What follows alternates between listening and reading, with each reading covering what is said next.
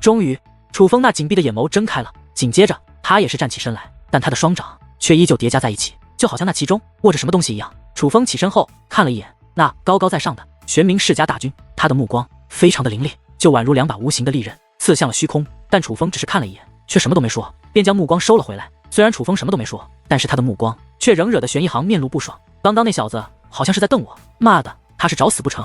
玄一行很是不悦地说道：“少主，此等蝼蚁不配让您出手。”其身旁的老者说道：“哼，那倒也是，不过也不能惯着，若是敢再用那种目光看我，就命人把他的眼睛挖下来。”玄一行说道：“听到少主的话了吗？”那老者问道：“遵命。”其身后响起雷鸣般的声音，他们这些话丝毫没有防备他人，所以在场的所有人都是听得清清楚楚，也包括楚风。但楚风却并没有理会，而是那叠加的双手不断变化着。楚风在双掌不分离的情况下，用双手捏着奇特的法印，他的举动引起了全场的注意，自然也包括玄冥世家。那小子装神弄鬼的做什么呢？玄一行问道。回大人，那个人就是楚风，先前就是他说此地有紫星藤花的，本来就连楚氏天族的族人也是不信，可这楚风却一口咬定此处一定有紫星藤花，并且您来之前他还盘坐在了地上，就好像他能让紫星藤花显露真身一样。最可笑的是，这楚氏天族的那些人竟然信以为真，一个个的期待了起来。玄冥世家的几个狗腿子说道：“他就是楚风。”当得知那就是楚风之后，玄一行以及其身旁的老者都不由得重新打量起楚风。那法印的确是界灵师的法印，不过是一种非常粗糙的法印。少主说的没错，他的确是在装神弄鬼。依我看，这个楚风也不过是徒有虚名罢了。那位仙眼大师上前说道：“难怪楚氏天族如此弱小，好歹也是一个家族，竟然以一个小辈为首是瞻，这等势力怎么可能强大？算了，本少爷不想看这群卑微的跳梁小丑了，让他们继续在这里做白日梦吧。我们去寻找紫星藤花。”玄一行说话间便向行宫走去，而这玄冥世家的大军也是准备继续赶路。只是玄一行还未走进行宫，楚氏天族所在的下方却忽然传来了异动，有耀眼的光芒自下方扩散开来，那光芒极为耀眼，竟然盖过了明亮的太阳，就连在那万米高空的玄冥世家大军也是被那光芒覆盖。这样的动静立刻引起了玄冥世家的注意，所有人都是向那光芒传来的方向看了过去。而这一看不要紧，玄冥世家的所有人都是大吃一惊，他们发现那耀眼的光芒竟是自楚风的掌心释放而出。当楚风手掌彻底打开后，他们能够看到在楚风手掌之中有着一物，那物乃是球体，可却不断蠕动，就好像具有生命一般。若仔细观望，那其中蕴含着极为磅礴的结界之力。怎么可能？那难道是至宝不成？看到楚风手中之物，那位仙眼大师目光变得复杂起来。身为蛇纹级圣桃界灵师，他能够看出楚风手中之物是何等强大的阵法。突然只见楚风大袖一挥，其手中之物便破碎开来，化作能量体扩散开来。他先是直冲天际，随后又如同暴雨一般从空中飘落下，而伴随着霞光的飘落，这方土地竟然有了变化。在那茫茫草地之上，竟然出现了紫色的植物，那植物美轮美奂且仙气逼人。当它们出现之后，这方天地的天地能量都瞬息变得充裕了许多，而那正是紫星藤花。紫星藤花根据体积大小也分为初期、中期、大成3个级别。初期的紫星藤花只有1寸高，而中期的紫星藤花能够长到半米高，可是这里的紫星藤花却有1米多高，这乃是大成的紫星藤花，并且这样的紫星藤花足有上万颗之多，这是真正的由紫星藤花而汇集成的花海。而如同这样壮观的花海，在整个紫星上界也都是极为罕见的。举个最简单的例子，大部分紫星藤花的花海都是由初期以及中期的紫星藤花汇集而成，并且每片花海之中紫星藤花的数量不超过1000颗，可这里竟有着几万颗大成的紫星藤花，这乃是传说中的花海之王。花海之王竟是传说中的花海之王，这可是连紫星堂都没有寻找到的啊！天哪，难以置信，这传说中的花海之王竟然出现在了此地。这样的紫星藤花若是炼化，那所得到的修炼资源简直不可想象啊！是那个年轻人，是他发现的此地吧？他这什么眼力？这也太厉害了！一时之间，下方围观的人被楚风夸赞不断，可是那些人的夸赞之音越是响亮，那仙眼大师的脸色则是越加难看。你不是说这里乃是弹丸之地，不会有紫星藤花吗？怎么这传说中的花海之王都是出现了？那玄一行一脸怒容地看向了仙眼大师，此时他的态度已是发生了极大的转变，没有了先前的恭敬，有的只是怒视。不应该啊，老夫岂会走眼？我知道了，一定是他手中的宝物，那让紫星藤花现身的紫色霞光乃是一件至宝，那楚风是凭借那至宝才发现这些紫星藤花的。仙眼大师解释道：“那你可有这种至宝？”玄一行问道。老夫没有。仙眼大师摇了摇头，没用的东西我请你何用？剩下的报酬别想拿了，我之前给你的你也都要退给我，否则我要你的老命！玄一行怒喝道。仙眼大师敢怒不敢言，最后只能默默地点了点头。此时玄一行真的被气坏了，他费尽心思找了那么多久都没能找到的紫星藤花，竟被楚氏天族这种他眼中的垃圾发现了，并且发现的还不是寻常的紫星藤花，而是传说中的花海之王，这让他极为不爽。看着下方那绚丽夺目、仙气逼人的花海，他越想越气，甚至气得连呼吸都变得急促起来。可忽然间他目光一动，他好像想到了什么，紧接着他的眼中不仅涌现出一抹喜色，在他的嘴角也是勾勒起一抹贪婪的笑容。真是想不到，蠢人有好命，这处世天族竟然走了这样的狗屎运。不过他们这种垃圾根本不配拥有这样的好东西，若是被他们拿走了这些紫星藤花，那可真是暴殄天物。话罢，那玄一行竟身形一纵，离开了那紫色祥云。他御空而行，来到了处世天族的上方后，才稳住身形。他这样的举动也是引起了处世天族以及紫星上界众人的注意。而面对众人的目光，那玄一行也是高傲的开口：“这里的紫星藤花乃是我玄冥世家所有，无关人等，立刻离开。”玄一行以命令的口吻对处世天族的众族人说道：“你这……”听闻此话，处世天族的众位族人皆是脸色大变。他们都知道玄一行的意思，他这就是要明抢啊，是想要将楚风找到的紫星藤花抢走。然而就在大部分处世天族的族人都愁眉苦脸，不知如何是好的时候，却又一道笑声响起。那道笑声正是自楚风的口中传来，并且楚风这声轻笑是那样的不同寻常，所有人都能听出他那笑声中的讽刺之意。你笑什么？这声笑声引起了那玄一行的不满，他剑眉倒竖，冷声问道：“我笑天下之大，无奇不有，但如你这种不要脸的人，我还是第一次看见。”楚风抬起头来，望向了玄一行。楚风此话一出，莫说是处世天族的族人，就连玄冥世家的众人都是感到惊讶。玄一行是何人物？这可是一个名副其实的煞星，在整个玄冥世家内都没有几个人敢这样对他说话。而一个区区处世天族的族人，竟然敢羞辱玄一行，这不是找死吗？你这卑微的东西，竟然胆敢羞辱本少，看本少不撕烂你的嘴！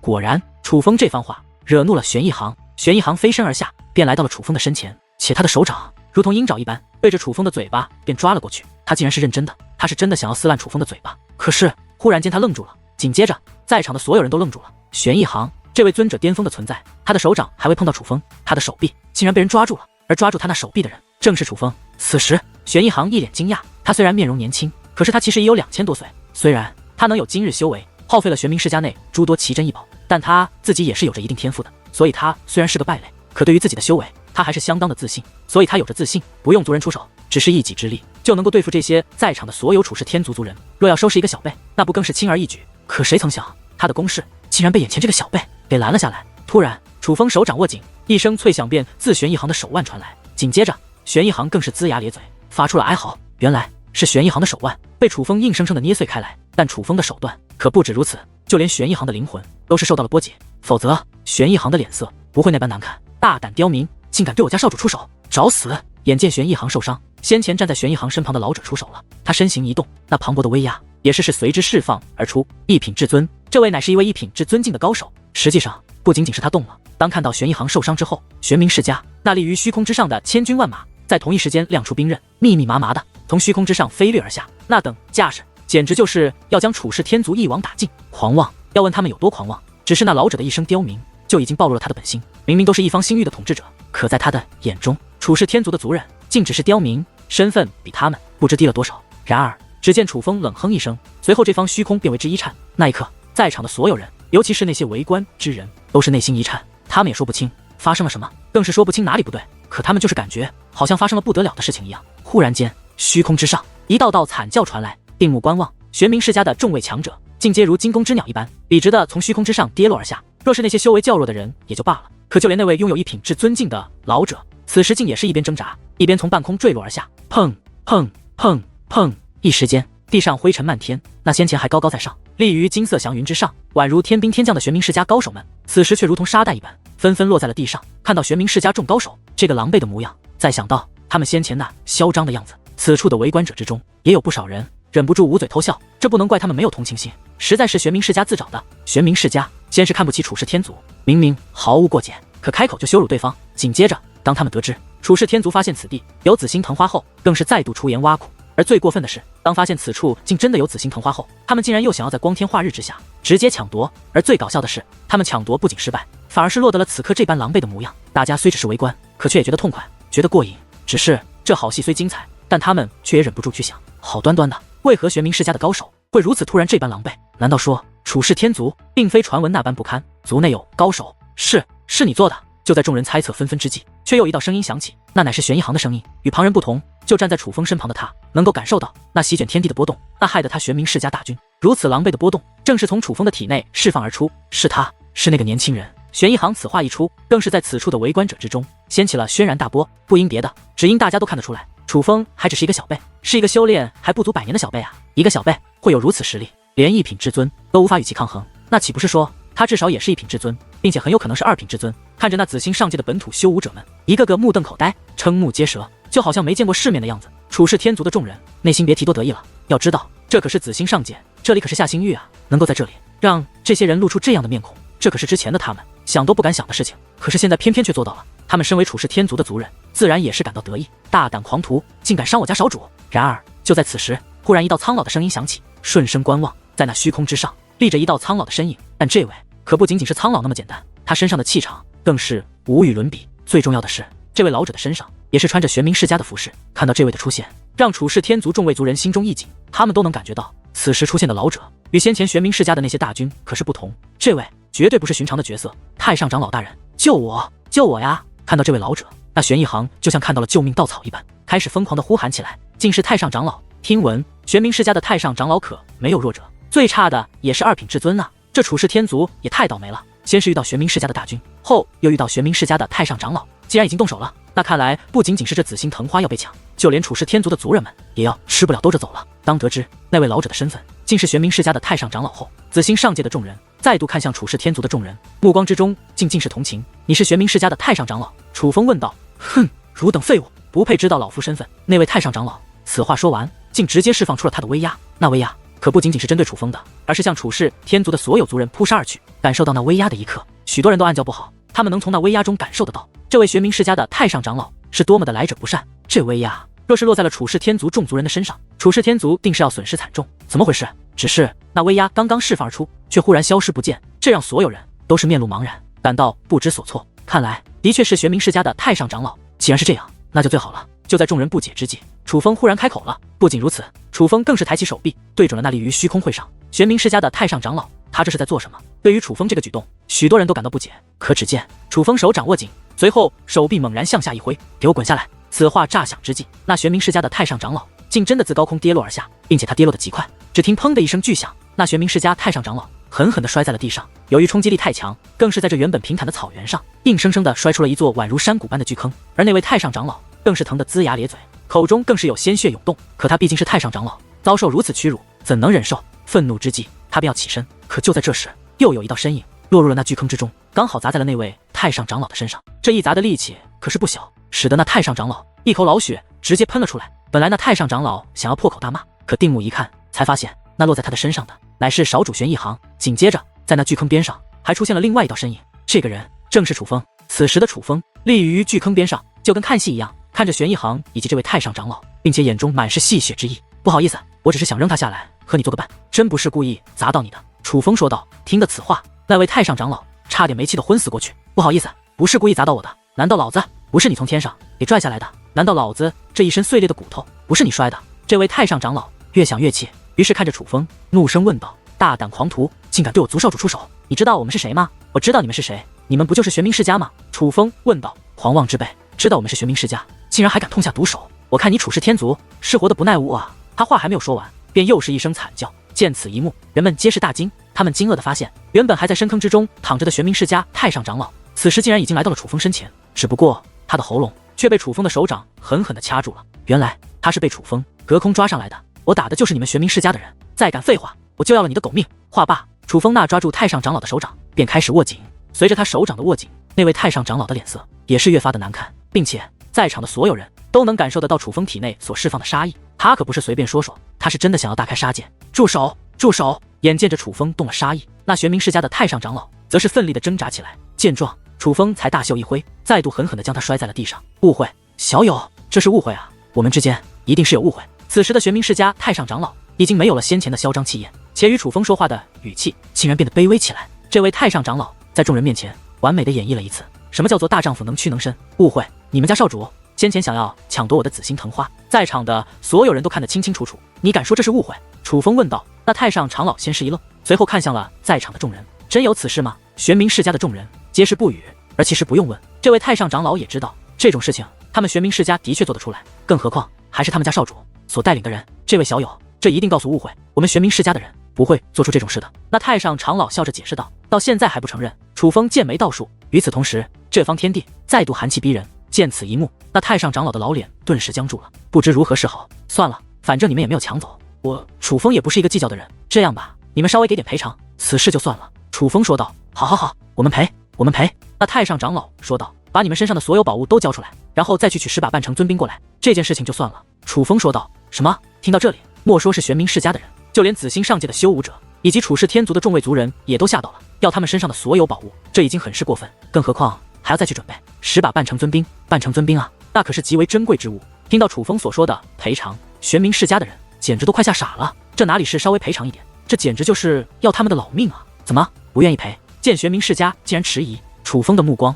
变得越发不善。小友，不是不愿意赔，只是你看那紫星藤花个个完好无损，你其实也没有什么损失啊，就叫我们赔这么多。似乎那太上长老说道，完好无损，你可知道紫星藤花是何等珍贵之物？你们的族人从天上坠落而下，砸坏了多少紫星藤花？楚风严厉地斥责道。这好像没人砸到啊！玄冥世家太上长老环顾一周，虽然玄冥世家的人全部落在地上，一个个狼狈不堪，可却的确没有人落入紫星藤花之中。你们那么多人从天而降，造成了多大的动静？就算没砸到，也吓到了。楚风大声说道。吓到？听到这里，玄冥世家的众人真的是都快哭了出来。活了这么多年，第一次听说花会被吓到的。况且先不说这紫星藤花会不会被吓到，难道玄冥世家众人从天而降，不是你硬生生抓下来的吗？玄冥世家的众人真是委屈极了，这不是敲诈勒索吗？可偏偏他们又是敢怒不敢言，看来你们是舍不得宝物。其实我楚风是一个讲道理的人，既然你们舍不得宝物，我也不为难你们。听到楚风这番话，玄冥世家的众人松了一口气，心想着这个煞星总算是做了一件人做的事，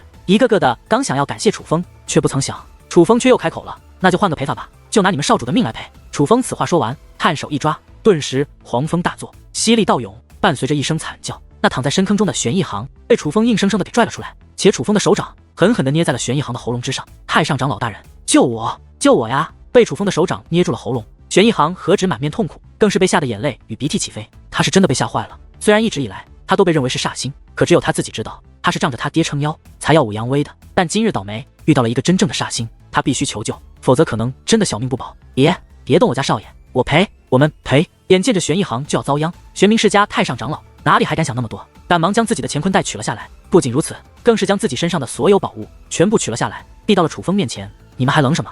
还不快把你们身上的宝物交出来！紧接着，玄冥世家太上长老对玄冥世家的众位族人怒吼道。见状，其他族人就算再不情愿，却也不敢犹豫，一个个的拖着那狼狈的身躯站起身来，将他们身上的宝物全部取了下来，放到了楚风的身上。不过片刻的功夫，这玄冥世家的众位族人便硬生生的用他们的身上的至宝堆积成了一座金光璀璨的宝山。看着那宝山，处世天族众位族人眼睛都在放光，乾坤袋内的宝物他们都还看不到，可只是堆积在眼前的宝物就已经惊呆了他们。因为在他们看来，此时堆积在楚风面前的宝山简直比他处世天族积累多年的家底还要雄厚啊！倘若这些真的全部归他们所有，那他们处世天族必然财力大增，有了大量的钱财和宝物，也会使得族人的修炼环境变好，族人的修为自然也会进步。想到这里，处世天族的众位族人简直都乐开了花。只是相比于众位族人面对那已经堆积成山的宝物，楚风却是看都不看一眼，就像完全不感兴趣一样，这让玄冥世家的众人有些不知该如何是好，面面相觑之下越发不安起来。因为看着架势，楚风似乎还是不打算放过他们。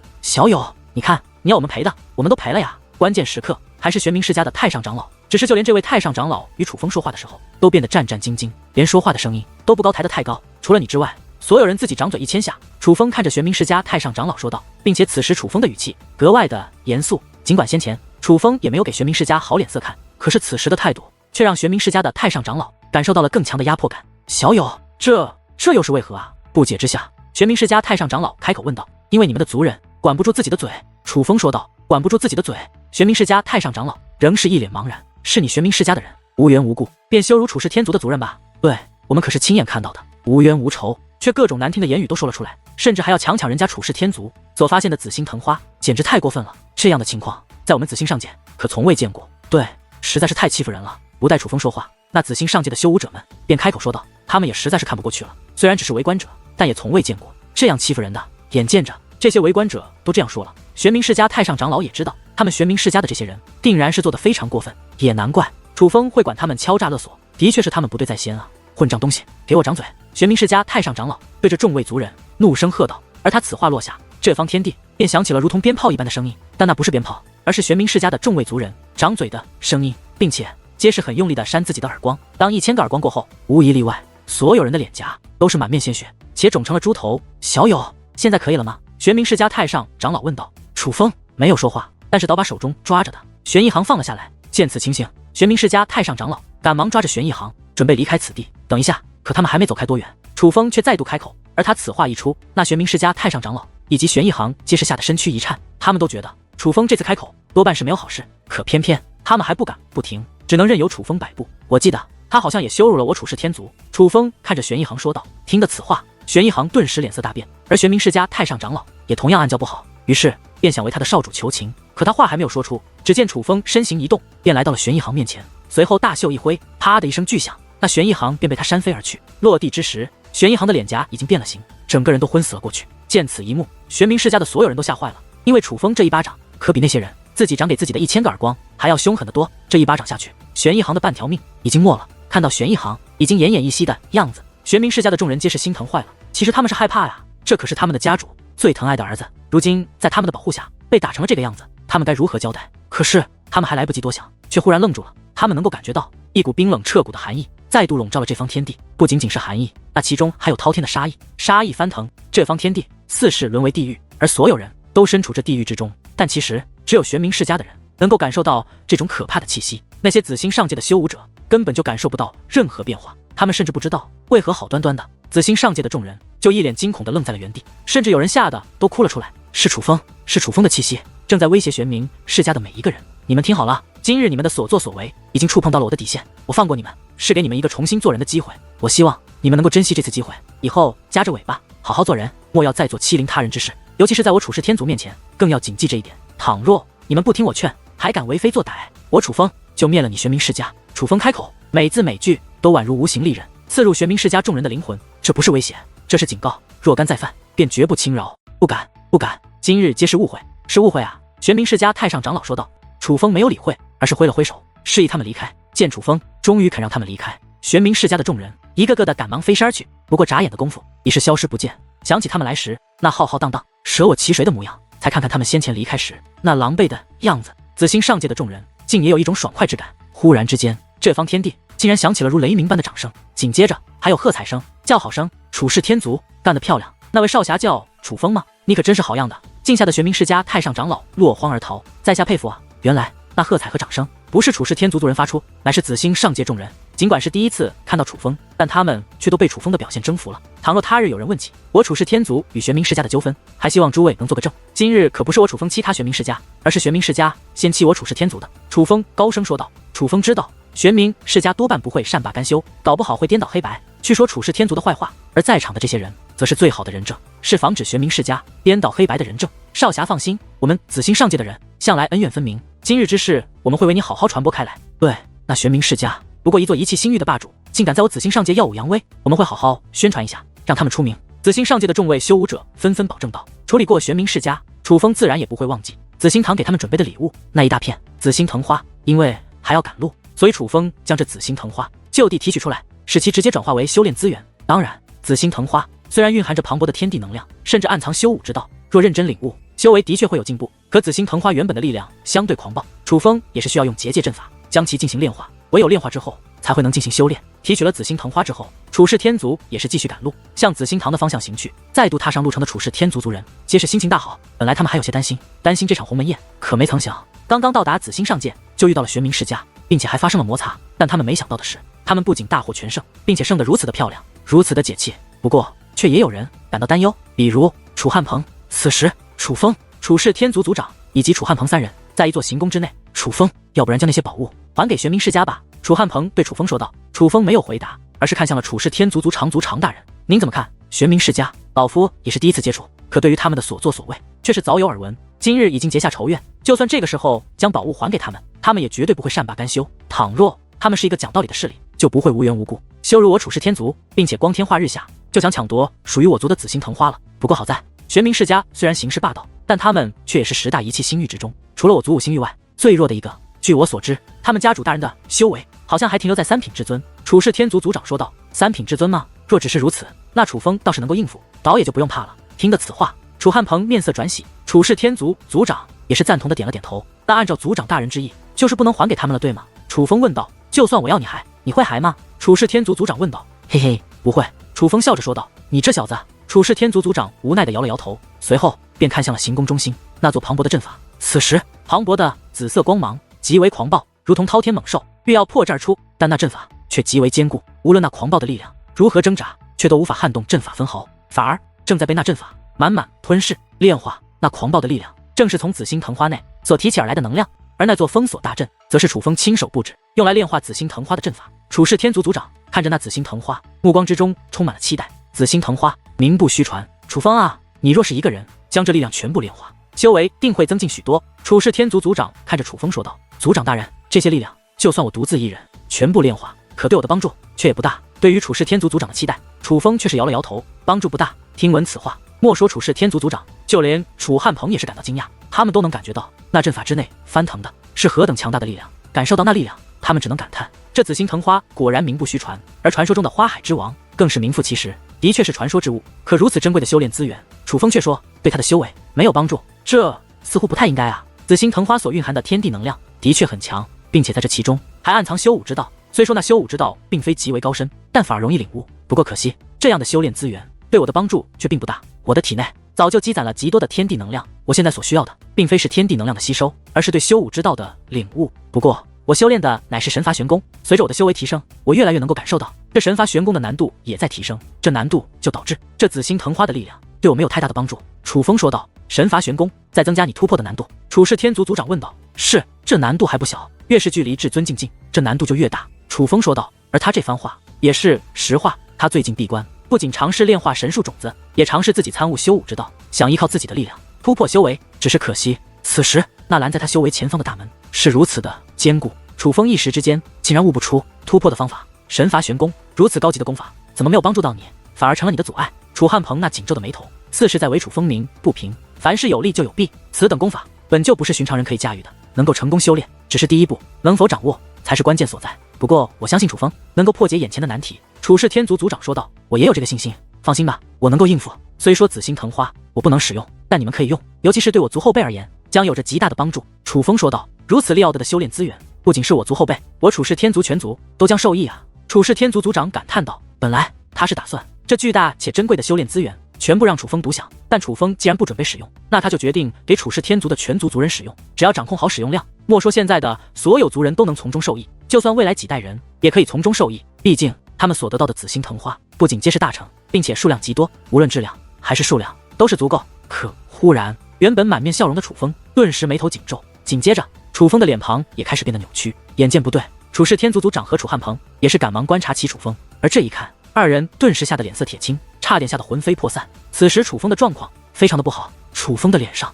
以及身上都布满了红色的血丝，那血色就像是具有生命，竟然在楚风皮肤内蠕动，看着极为诡异。当那红色血丝出现后，楚风的气息变得极为虚弱，简直就像是一个将死之人。楚风没有发出哀嚎，因为他已经没有力气了，连站着的力气都是没有。楚风，你这是怎么了？见状，楚氏天族族长赶忙搀扶住了楚风，并且开始为楚风诊治伤势。可是他的精神力刚刚涌入楚风体内，他便傻眼了。他能感觉到楚风不仅身体表面布满了那红色的血丝，在楚风的体内密密麻麻的更是布满了那红色的血丝。那红色的血丝就像是一道道血红色的锁链，封锁住了楚风的所有命门，稍有不慎就会索取楚风性命。这种情况下，莫说替楚风疗伤，他连观察都是不敢，刚忙将精神力从楚风体内抽离而出，生怕稍有不慎就害了楚风。楚风，这东西是什么啊？楚氏天族族长真的吓坏了，他说话的声音中都充满了惊慌。这是毒！楚风发出虚弱的声音。毒？你何时中了这样的毒？楚氏天族族长问道。但楚风已是无力解释。快，全速前进，去紫星堂！楚氏天族族长高声喝道。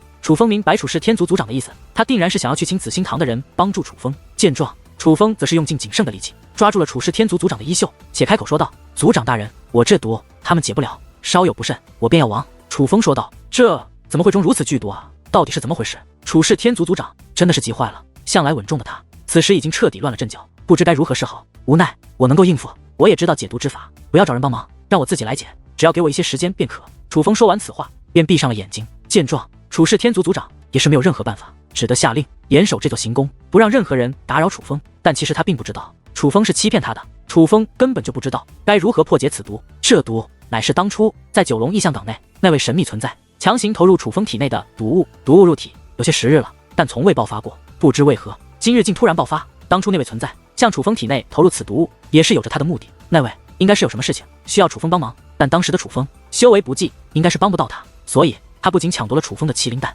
还向楚风体内投入了此毒物，告诉楚风，让楚风10年之内踏入至尊境，然后再到九龙异象港去找他。至于到底是有何事需要楚风去做，那位并没有说。当时那个存在就曾警告楚风，楚风不要想着解开此毒，因为这毒无解，贸然解毒只会要了楚风的性命。就连楚风如今成为龙纹级圣袍界灵师，却也没有任何办法。他现在只不过是在忍受着这毒物的折磨，静静的等待着折磨散去。至于所谓的他有解毒之法，不过是害怕楚氏天族族长担心，欺骗他的罢了。楚氏天族族长并不知道楚风是在欺骗他，他信以为真，决定不向任何人求助，而是让楚风自行疗伤。甚至为了不打扰楚风，他与楚汉鹏也是离开了那座行宫。只是他依旧满面的愁色，他真的很担心楚风。不过相比于族长大人，楚汉鹏脸上的忧愁显然不止楚风。族长大人，要不我们先不要去紫星堂了，等一等吧。楚汉鹏对楚氏天族族长说道。等什么？楚氏天族族长问道。等待楚风身上的毒解除后，我们再去紫星堂吧。否则……他此话还未说完，楚氏天族族长便抢着开口了。否则遇到玄冥世家，他必然会找麻烦。没有楚风，我们无法应对。是啊，楚汉鹏不可置否地点了点头。如今的楚氏天族就是太依赖楚风了，可他只是一个孩子，怎可担负如此重的压力？楚氏天族族长说道。那族长大人，您的意思是？楚汉鹏问道。紫星堂还是要去，我就不信那玄冥世家敢在紫星堂外阻拦我们，我也不信。身为这场盛会的组织者，紫星堂会任由玄冥世家为所欲为而不管不顾。楚氏天族族长说完此话，又补充道：汉鹏，你可不要忘记，本来我们此次参加这盛会，就是不打算带着楚风来的，所以我们不能依赖楚风了。更何况他如今身中剧毒，那毒的毒性你也看到了，就算毒物化解，他也必然是虚弱之身，我们怎能忍心将全族的重担再压到他那虚弱的身躯之上？族长大人所言极是，这一次我们应该靠自己了。见楚氏天族族长如此坚决，楚汉鹏也只得同意。随后楚氏天族便继续向紫星堂前去。紫星堂身为一方星域霸主，平日里他们的势力范围之内乃是全面封锁，不允许任何人靠近，除非是有邀请函，否则莫说闯入，只是靠近都要遭受严惩，甚至可能会丢掉性命。紫星堂乃是紫星上界公认的禁地，但在一些特殊的时日，这紫星堂的大门也会对外敞开。最近就是这样一个日子，紫星堂虽然并没有资格管理10大仪器星域，但他们却有一个关于10大仪器星域的职责，这个职责就定期为10大仪器星域组织盛会。毕竟由他们来牵头的话，10大仪器星域都是乖乖听话，没有人敢对他们不服，甚至没有人敢不来参加。而在盛会开启的时间，紫星堂也会打开守护结界，允许各方势力一同来参加这场盛会。但实际上大多数人都是围观者罢了。他们来到这里，虽说也会得到紫星堂的热情款待，可一些盛事却只有10大仪器星域的霸主才有资格参加。可偏偏人们又喜欢看热闹，所以每次到了这个时日，几乎紫星上界有头有脸的势力都会前来参加。眼下一座势力的出现，引起了各方人马的格外关注。这个势力与其他势力不同，他们不仅身穿红色长袍，且清一色的全部都是女子。而这个势力自然便是红衣圣地。红衣圣地身为诸天星域的新一任霸主，也是得到了紫星堂的邀请，并且也是准时赴约。这便是红衣圣地击败了诸天门的那个势力。消息传得很快，如今紫星堂的许多势力也都已经知晓红衣圣地与诸天门的恩怨。只要想到这是一个击败了诸天门的势力，并且还全部都是女子，紫星堂的各方人马对红衣圣地也是刮目相看，下意识的就都认为红衣圣地乃是一座强大的势力。毕竟诸天门之前在10大仪器星域之中也是名列前茅的势力，红衣圣地能够击败诸天门，自然实力更强。快看，那是楚氏天族。忽然又有人看向了远方，又有一队人马出现，浩浩荡荡来，是楚氏天族的人马出现了。是楚氏天族，他们竟真的来了。虽然也是新一任霸主，可是他们与红衣圣地却全然不同啊。楚氏天族出现后，竟然也有消息灵通的人认识，有何不同？但也有消息不灵通的人并不了解楚氏天族，不由得询问起来。区别大了，红衣圣地乃是击败了诸天门，凭借实力登顶了诸天星域的霸主之位。依我看，很快诸天星域的名字都要改了，要改成红衣星域。那楚氏天族难道不是击败了无名一族？当然不是，击败无名一族的乃是灵狐天族，而击败灵狐天族的乃是祖武龙城。楚氏天族不过是祖武龙城的傀儡而已，但这个傀儡实力极弱，据说其中最强的族长也不过是尊者巅峰而已。这种势力不过是小角色罢了，哪里撑得起星域霸主的位子？虽说在祖武星域之内，人们看着祖武龙城的面子上会给予他们一些面子，但离开了祖武星域，他们还算什么东西？更何况这场盛会来的都是各方星域的霸主，是名副其实的各方星域最强者，这样的盛世他们来不就是自取其辱吗？就算来也应该是祖武龙城，而不该是他们。真是无法理解他们为何要来。许多人都围绕着楚氏天族议论起来，无论是了解楚氏天族的还是不了解楚氏天族的，都在指指点点。因为相比于红衣圣地，楚氏天族更具话题性。最重要的是，楚氏天族太弱了，而大部分人就是有着这样的劣性，他们不敢对比自己强的势力指指点点，连他们自己都觉得没有资格对那些比他们强的势力指指点点。可面对比自己弱小的势力，则是不然。面对比自己弱的人，他们会有一种优越感，这种优越感给予他们足够的自信，让他们敢对那些比他们弱的人进行点评，甚至加以羞辱。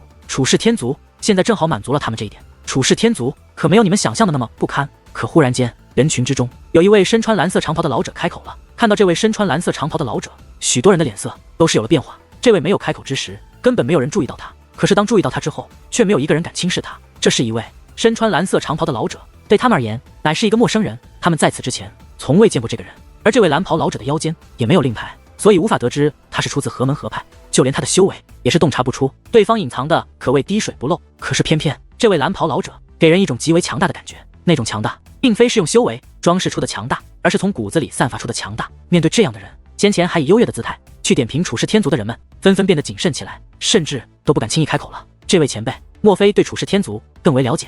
沉默片刻后，还是有人上前问道。这位发问的人正是先前点评处世天族最为恶劣的一个，言语之中甚至都带有讽刺意味。可是此时面对这位蓝袍老者，他的态度却极为恭敬，甚至他明明很好奇对方的身份，可他却连询问对方是何人的勇气都没有，只得以前辈相称。处世天族的整体实力的确不强，但处世天族内却出现了一位不得了的后辈。当初灵狐天族击败了无名一族后，已经成为了祖武星域的霸主，是处世天族与其对抗，准确来说是楚风与其对抗。若非诸天门的人出面帮助灵狐天族，只是凭借楚风也可让灵狐天族吃下败仗。正因其他星域搅局，祖武龙城这才出面，而祖武龙城出面击退的乃是诸天门的人，而并非灵狐天族的人。那位蓝袍老者说道。想不到竟然是诸天门在为灵狐天族撑腰，此事我还真是不知晓。众人目露惊讶，明明不认识这位蓝袍老者，可是因为对方气场太强，所以他们对老者的话他们竟然不敢质疑。随后这位蓝袍老者更是为他们讲述起楚风是如何击败无名一族，如何战胜无名斗天，让处世天族真正意义上的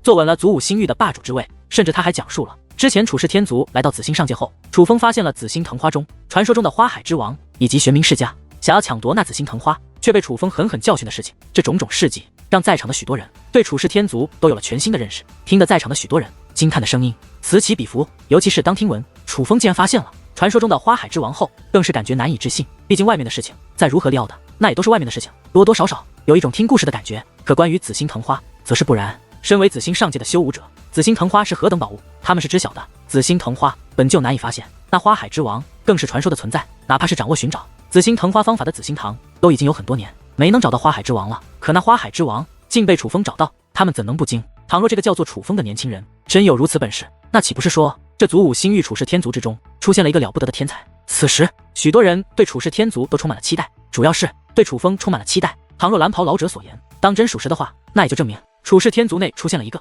连他们下星域都没有的天才，这可是一件非同小可的事。这样的天才搞不好会超越他们紫星上界的最强者处世天族。今日你必须给我们一个公道。可忽然间，紫星堂的方向传来了一声怒吼，伴随着那怒吼的响起，数道身影飞掠而出，最终拦在了处世天族的大军之前。那些身影虽是自紫星堂的方向飞掠而出，可他们却并不是紫星堂的人，那乃是玄冥世家的高手。对处世天族而言，此时拦在他们之前的那队人马之中，有着许多熟悉的面孔，包括之前被楚风击败的玄冥世家太上长老也在其中。可若要说最引人瞩目的，则是一位老者。这位老者是一个秃头，虽然脑袋上一根毛都没有，可他脸上的毛却是不少，银白色的胡须如同雄狮的鬃毛全部炸开。本就一脸横肉的他，在这霸气的胡须衬托下，更是显得凶神恶煞。这位虽是老者，可却体壮如牛，那胳膊比一般人的大腿还要粗上2圈，哪怕穿着长袍，但透过衣服却能够看到他肌肉的线条。而这位也是一位大名鼎鼎的存在，他乃玄一行的父亲，也是玄冥世家当今的家主玄天鹏。而玄一行更是一副受了委屈的模样，跟在玄天鹏的身旁。玄冥世家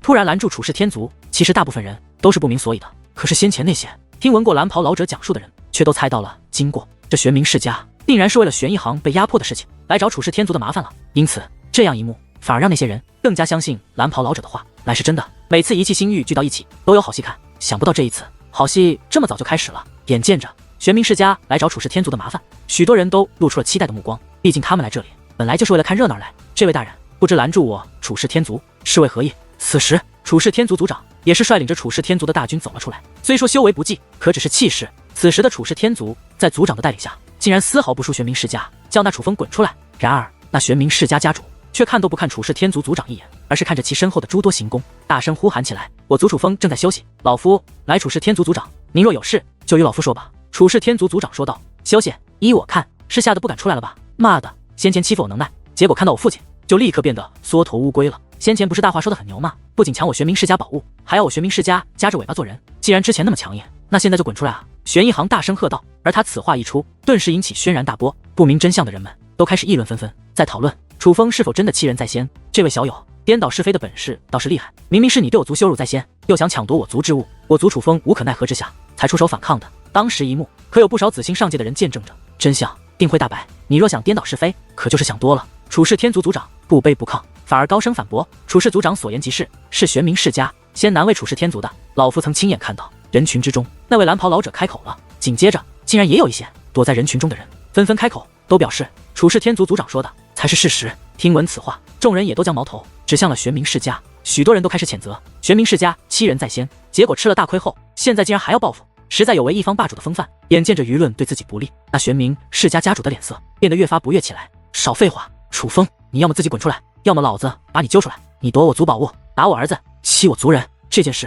你必须给个说法。玄冥世家家主说话之间，更是释放出了他的威压，那乃是三品至尊的威压。他这威压，楚氏天族的众人哪里抗得住？威压刚刚释放，原本整齐而列的楚氏天族大军便立刻被那威压冲击得溃不成军。就连楚氏天族族长和楚汉鹏这种楚氏天族族内的顶尖人物都被那威压掀翻在地。不过是一道威压，便让楚氏天族狼狈不堪。见此一幕，那在远处围观的人群顿时又炸开了锅。先不说玄冥世家这样做对或不对，只是楚氏天族的实力也着实太弱了。这样的实力，简直连紫星上界的许多势力都是不如，怎配作为一方星域的霸主？哼，一群废物！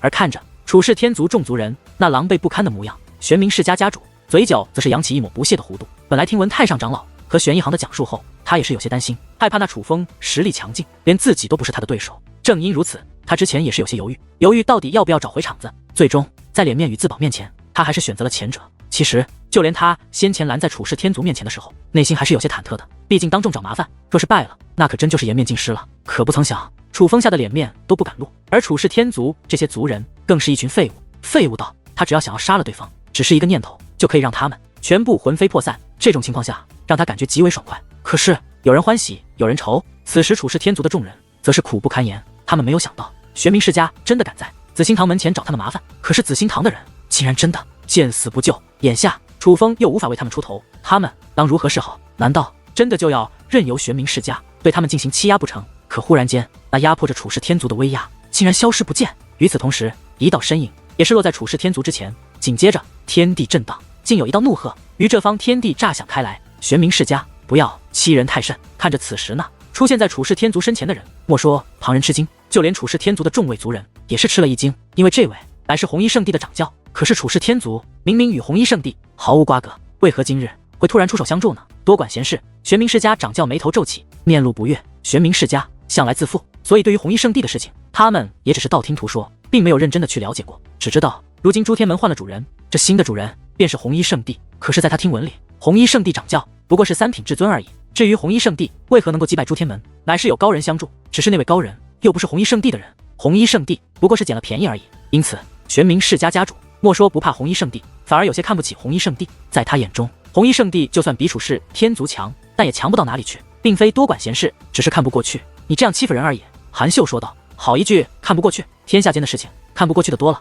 但有些事情可不是你想管就能管的，想要装好人，有时也要付出代价。玄冥世家家主说话间，威压释放而出，直奔红衣圣地掌教扑杀而去。可几乎与此同时，韩秀的威压也是释放而出，转眼间两道威压便碰撞在了一处。二者威压虽是无形，可两者对决却连起身旁的空间都扭曲开来，威压肆虐间，天地变幻，更是让所有人都能感受到他们的强大。看来你真是要与我动手。玄冥世家剑眉倒竖，脸上的不悦越发浓郁。你可以试试。而红衣圣地掌教则是丝毫不惧。这种情况下，二者的威压变得越发强横。虽然他们都没有真正的交手，可那对抗中的威压却变得异常狂暴。无论是楚氏天族族人，还是玄冥世家众人，都是被那威压压迫的，不得不向后退去。不过玄冥世家家主却是更胜一筹，在这威压碰撞之下，不仅红衣圣地掌教的面容不再像先前那般从容，只是威压的对决下，红衣圣的掌教变得吃力起来。就连其他人都能感觉得到，红衣圣地掌教的威压是不如玄冥世家掌教的。这还只是比拼威压，若是真正动手，那红衣圣地掌教绝对不是玄冥世家家主的对手啊！这红衣圣地真的是击败了诸天门的势力吗？为何他们的掌教竟然连玄冥世家家主都是不如？当初的诸天门可是让玄冥世家吃过大亏的呀！感受着那威压的变化，人们议论纷纷，还不知难而退。老夫看你是个女的，才没有直接动手，你非要老夫当众将你击败不成？玄冥世家家主开口了，他这话听着像是在让着红衣圣的掌教，像是一个怜香惜玉的人。可是偏偏他这话不是暗中传音，而是当着所有人的面说出来的，这就不是谦让了，而是在彰显他的厉害。虽说红衣圣地掌教没有说话，看上去依旧波澜不惊，但其实就连他也有些慌了。其实在来此之前，他对处世天族也并不太了解。最早听闻处世天族还是殷庄红与他讲的，是殷庄红告诉他，祖武星域的处世天族出现了一个很厉害的小辈，叫做楚风。不过今日红衣圣地掌教出手帮助处世天族，可不是因为殷庄红，而是因为赵红。正常来说，此次盛会乃是彰显红衣圣地实力的最佳机会，赵红本该陪同，可偏偏当接到紫星堂邀请函的时候，刚好是赵红准备闭关的时候，因此次闭关关系重大，若是错过机会，可能会影响日后修为。所以综合考虑之下，赵红还是决定闭关，让红衣圣地掌教自己带着红衣圣地的人来参加这次盛会。而赵红闭关之前，也是顺便与红衣圣地掌教提起了一件事，若是遇到处世天族，要搞好关系，莫要发生摩擦。只是除此之外，赵红就什么都没有说。所以如今的红衣圣地掌教也并不知道，那多次帮助了他们红衣圣地的修罗，其真实身份就是处世天族的族人楚风。他出手相助，只是因为赵红告诉他要与处世天族搞好关系，这让他意识到处世天族与赵红应该是有些关系。他出手不过是看着赵红的面子才出手相助的，但是此时他也有些后悔了。他能够感觉得到玄冥世家家主的确强于他，现在的他有些骑虎难下，毕竟现在已经出手了，若是这个时候退缩，定然会被人耻笑。可若是真的交手，结果败下阵来，那他红衣圣地的名声也必将受损。这叫红衣圣地掌教也是左右为难，一时间不知该如何是好。玄天鹏，你可真是好大的威风啊！可就在此时，一道身影落在了红衣圣的掌教身旁。那道身影落下之后，玄冥世家掌教的威压竟立刻遭到了打压。不仅如此，他更是难以站稳，向后连连退去，因为一股更为强大的威压出现在了他的面前。那是四品至尊。仔细一看，所有人都认出那道身影是谁，那乃是苗氏天族族长。你也要多管闲事！见到苗氏天族族长，玄冥世家家主的脸色变得难看起来。不仅如此，他的内心更是变得慌乱起来。苗氏天族的实力一直在他玄冥世家之上，是他不愿招惹的存在。我苗氏天族与红衣圣地有些交情，还请给老夫一份薄面，不要难为红衣圣地，否则就算老夫要多管闲事，你也是拦不住。苗氏天族族长笑眯眯地说道。听得此话，玄冥世家家主差点没气得一口老血喷出来。那苗氏天族族长前面的话说的还挺客气，可后面一句你也是拦不住，简直就是当众打他玄冥世家的脸。玄天鹏，若要欺负韩掌教，先过我这一关。忽然一道浑厚的声音于虚空之上炸响，紧接着一道身影自紫星堂的方向走出，最终落在了红衣圣的掌教身前。此人乃是烈火书院掌教，玄冥世家真是好大威风，竟敢欺我挚友。紧接着又有一道身影御空而来，他不仅同样落在了红衣圣的掌教身前，他也同样是来头极大，乃是龙凤仙阁的掌教。你们玄冥世家掌教脸都绿了。此时出现在这三位，每一位都有着四品至尊的修为，这都是他斗不过的存在啊！何况这三个同时出现，最终玄冥世家家主只得冷哼一声，随后便准备率领着玄冥世家的众人离去。等一下，可就他刚刚转身之际，三股强大的力量却拦在了玄冥世家众人身前，那乃是苗氏天族族长、龙凤仙阁掌教以及烈火书院掌教三人的威压。你们还想怎样？玄冥世家家主问道。他这声音竟然有些委屈，他的确是有些委屈。本来是想欺负处世天族，结果半路杀出一个红衣圣地，面对红衣圣地，他也是没怕的。谁曾想又出现了这么三个家伙，自知斗不过，他就立刻服软了，打不起还躲不起吗？结果现在居然还不让他走了，这难道还要叫他认错不成？玄天鹏，你听好了，今日我放你一马，是给你一次机会，从今以后，若是再敢找红衣圣地麻烦，那可就别怪我们不念旧情了。苗氏天族族长说道。另外两位虽没有开口，可看他们的表情，就知道他们和苗氏天族族长乃是一个意思。玄冥世家家主此时后悔极了，若是早知如此，他根本就不会出来。本来是想教训处世天族，结果现在被人当面训斥，他的老脸都快丢尽了。不过好在苗氏天族族长此话说完，便收回了威压，玄冥世家家主也是灰溜溜的离去。虽然玄冥世家走了，可是那些围观的人群却是炸开了锅。这红衣圣地的实力并不如他们所想的那般强大，甚至有些弱。可是为何苗氏天族、龙凤仙阁、烈火书院这三大势力会帮助红衣圣地？这三大势力之前可是诸天门的联盟势力啊，为何又与红衣圣地如此好的样子？众人感到不解，但隐隐间已经意识到，红衣圣地掌教虽实力不是很强，可绝对不容小觑。多谢几位大人出手相助。处世天族族长上前道谢。苗氏天族族长回忆一笑，而烈火书院以及龙凤仙阁的阁主却根本没有理会处世天族族长，而是在与红衣圣的掌教寒暄几句后便离去了。他们要帮的本就是红衣圣地，至于处世天族，其实他们也根本就看不起。这样一幕让处世天族族长有些尴尬，幸亏红衣圣地掌教的态度非常的好。处世族长，您不用道谢，我只是看不惯这种欺软怕硬的人罢了。红衣圣地掌教笑着说道。之后他也是与处世天族族长寒暄了几句，但他却并没有说赵红的事情，就好像他真的只是路见不平拔刀相助，并没有其他原因。没有了玄冥世家阻拦的，处世天族也得以顺利的进入紫星堂之内。之后盛典开始，10大遗弃星域的霸主势力进入紫星堂之后，便没有其他不愉快的事情发生，甚至就连所有人都知晓楚氏天族得到了传说中的花海之王后，竟也没有人为难他们，这也倒是让楚氏天族的人们放下心来。而这场盛典也是与楚氏天族族长想象的不同，除了那需要自己寻找的紫星藤花之外，紫星堂还为10大势力准备了其他礼物，而接下来的每一天几乎都是在热情的款待之中度过的。这场盛会就好像真的只是紫星堂为10大势力举办的一场聚会，10大势力乃是紫星堂的上宾，享受着上宾的待遇，这根本就不是鸿门宴。可是事情却在楚氏天族族长来到紫星堂做客的第10日的时候发生了转变。之前的聚会虽然紫星堂以及10大势力是主角，可是紫星上界的其他势力也都是可以参与的。可是后来的一场晚宴却只有10大势力可以参与，并且在这场晚宴之上，紫星堂的堂主更是亲自出面招待。要知道在这之前的日子里，只是紫星堂的长老招待，紫星堂堂主根本都没有露面。但若只是招待，倒也无碍。问题就是在晚宴的最后，紫星堂堂主又为10大势力准备了一份大礼，只是这份大礼却让楚氏天族族长感到了忧愁。晚宴结束之后，楚氏天族族长回到了紫星堂为他们安排的寝宫之内，在这寝宫之内有着一个寝殿，竟由楚氏天族的高手把守，因为这里是楚风休息的地方。只是自从当日楚风身上的毒物爆发之后，楚风就一直闭目沉睡。他虽然还活着，可气息却始终非常的虚弱，这让楚氏天族族长非常的担心。若不是之前楚风说不让楚氏天族族长向他人求助的话，他早就厚着脸皮去找人帮忙了。看着那陷入哪怕闭着眼睛可脸上却始终挂着痛苦之色的楚风，楚氏天族族长叹息一声，只是他的这声叹息却是如此的无力。他担心的乃是楚风，他真的很害怕楚风就这样一睡不起，醒不过来了。其身旁的楚汉鹏也依旧满面愁色，可他所担心的却不只是楚风了，他也同样在担心楚氏天族族长。族长大人，您真的要去吗？不去不行吗？如果不去，紫星堂真的会难为我们吗？我们怎么样也算是客人吧，他们怎能逼迫？楚汉鹏问道。汉鹏啊，算了，何况紫星堂也是好意，若是不去实在不妥。楚氏天族族长说道。